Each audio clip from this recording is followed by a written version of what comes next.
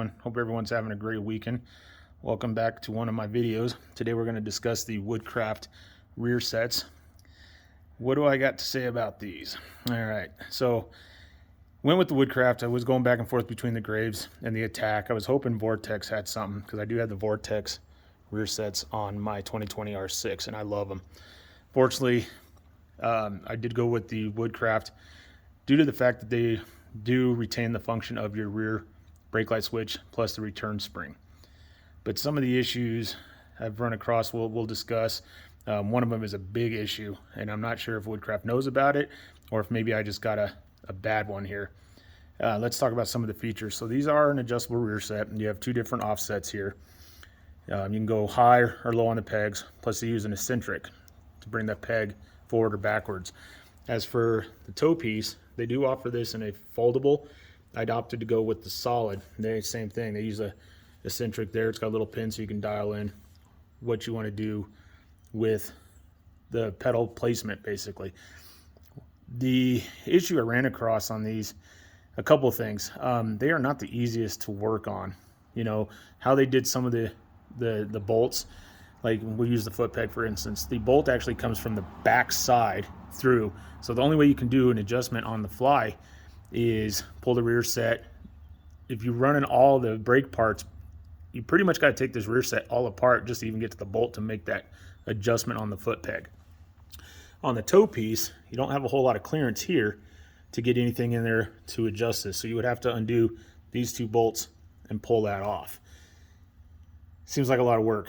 These were supposed to be designed by a racer. And I hate to say it, but I think they kind of missed the mark on this. The other side, a little easier, still have to pull the whole bracket off if you want to change the foot peg position. On the other side, you are able to get a 4mm Allen. I'll bring that over and show you, to at least adjust the toe piece. There is some clearance, but a standard T-handle won't work. You will have to use just a 90-degree Allen head. Don't get crazy with the Loctite because it's only a 4mm and you can strip that out real easy.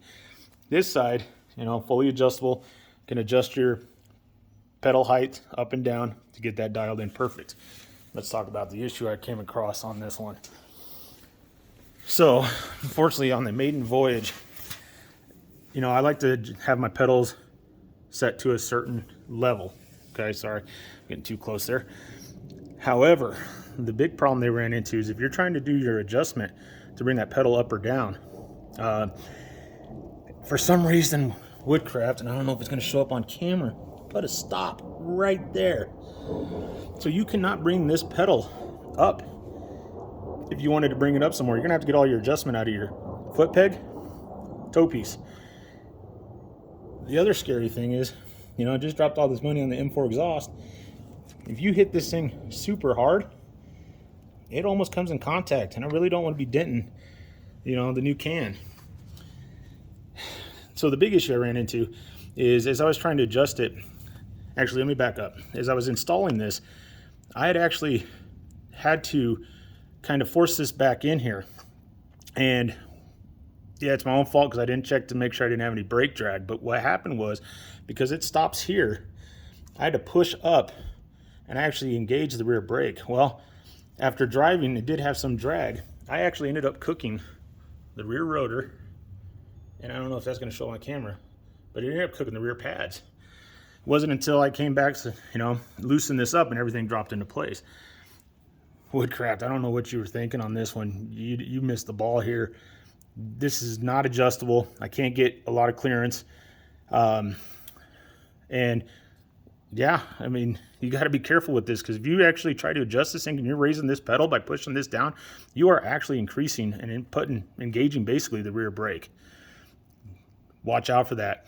I don't think I have enough room to where I can shim this, because if I shim this, I may have to shim the master cylinder as well to make sure it flows smoothly.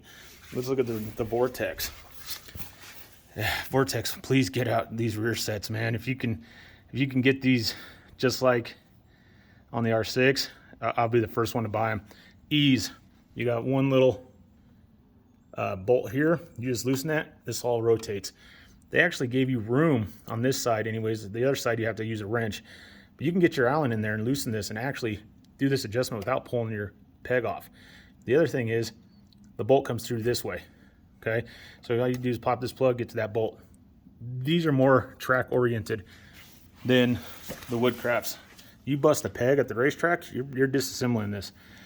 So the unfortunate thing is, I'm not too happy with these. These may actually come off and go in the trash, you know, and that's what my videos are about, is, you know, me making those mistakes and find these flaws so you guys don't have to make those mistakes, because this is a $500 piece of hardware here. And yeah, I'm not happy at all. Hope everyone has a great weekend. I hope this helps you guys make a good decision. Do your research. I may actually get rid of these and go to like the Graves or the Attacks after I do a little deeper diving. But like I said, I wanted to keep these because, or go with these, just for the fact that I got to keep all the rear brake stuff, because this one will be ridden more on the street than my R6. So if anyone has any questions, just, you know, post a comment. I answer all those myself, and I will talk to you guys on the next one. Take care.